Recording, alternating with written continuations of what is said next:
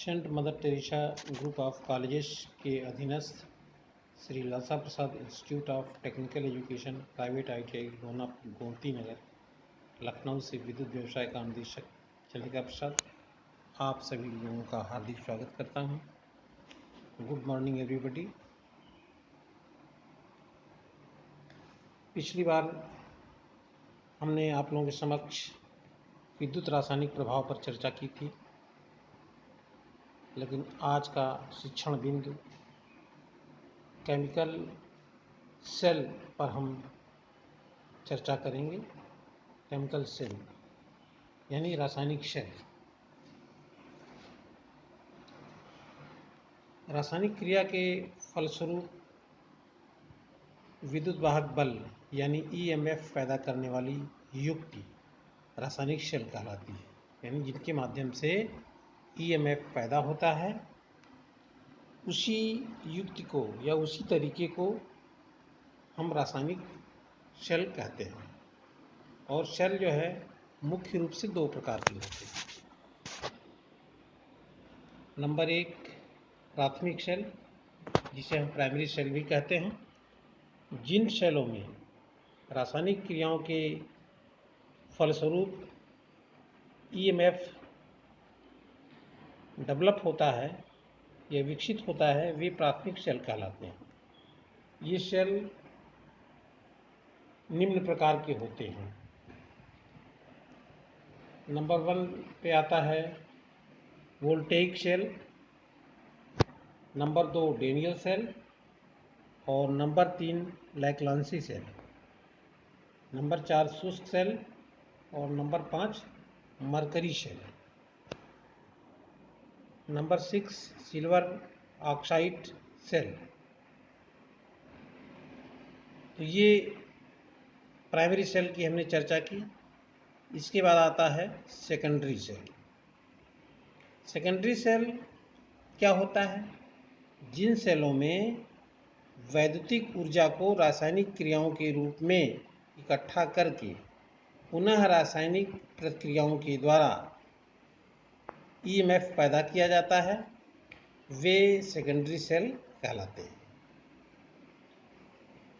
ये सेल निम्न प्रकार के होते हैं। नंबर 1 लेड एसिड सेल और नंबर 2 निकिल आयरन सेल और नंबर 3 आता है निकिल कैडमियम सेल। तो पहले हम चर्चा करना चाहेंगे कि what is the difference between primary and secondary cell, यानी प्राथमिक और द्वितीयक सेल। यानी प्राइमरी सेल और सेकेंडरी सेल में क्या डिफरेंस है, क्या अंतर है। प्राइमरी और सेकेंडरी दोनों ही प्रकार के सेल जो है EMF पैदा करते हैं, परंतु इनकी संरचना यानी कंस्ट्रक्शन और वर्किंग सिस्टम यानी कार्य प्रणाली में डिफरेंस होता है, जो निम्न प्रकार से, जिसको हम दो भागों में बांट करके एक तरफ प्राथमिक सेल और दूसरी तरफ द्वितीयक सेल। प्राथमिक सेल में नंबर 1 पे आता है, यह जो है तुरंत विद्युत वाहक बल उत्पन्न करता है। कौन? प्राथमिक सेल। और द्वितीयक सेल में इसे पहले विद्युत देकर आवेशित करना पड़ता है, तब यह विद्युत वाहक बल यानी EMF उत्पन्न करता है। दूसरा पॉइंट, इसको यह जो है पुनरावेशित करने योग्य नहीं होता, यानी दोबारा चार्ज नहीं किया जा सकता। और जबकि सेकेंडरी सेल में इसको बार बार जो है चार्ज किया जा सकता है या आवेशित किया जा सकता है। प्राइमरी सेल में तीसरा पॉइंट आता है कि यह वजन में हल्का होता है, और जबकि सेकेंडरी सेल यह वजन में भारी होता है। चौथा है, इसका विद्युत वाहक बल कम होता है, इसका प्राथमिक सेल का, और द्वितीयक सेल यानी सेकेंडरी सेल में जो है इसका वजन भारी होता है।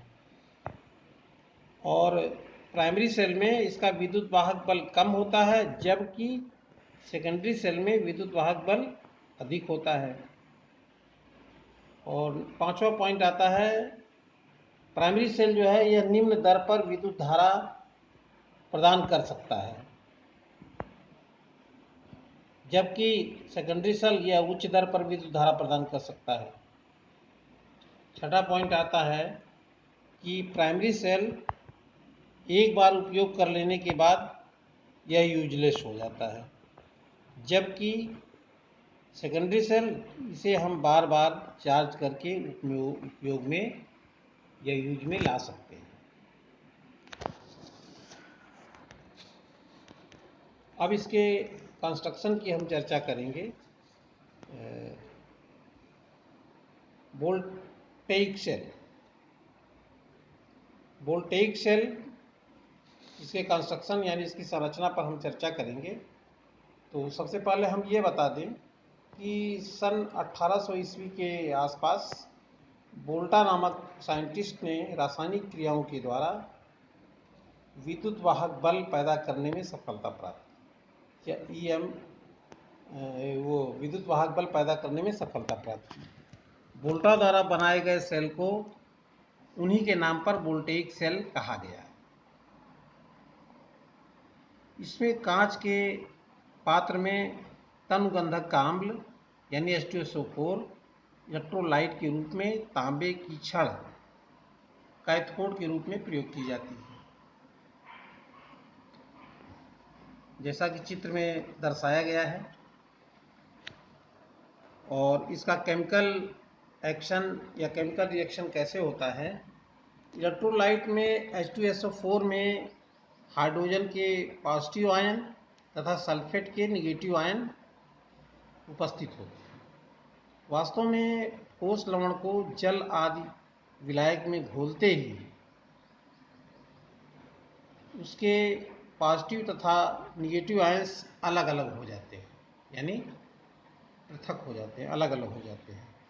उसका इक्वेशन है, समीकरण है H2SO4 equal to 2H positive plus SO4 negative. ये इसका इक्वेशन होगा। एनोड तथा कैथोड को लोड से कनेक्ट कर देने पर यानी जोड़ देने पर या संयोजित कर देने पर सेल में निम्न रासायनिक क्रिया होती है। क्या होती है? जैसे कैथोड पर Zn पॉजिटिव और जिंक सल्फेट पे यानी ZnSO4 जिंक सल्फेट पे यह निगेटिव क्रिया होती है, जबकि एनोड पर 2H पॉजिटिव तथा 2 इलेक्ट्रॉन बराबर H2 हाइड्रोजन गैस जो है मुक्त हो जाती है। तो यह कंस्ट्रक्शन और केमिकल रिएक्शन जो है ये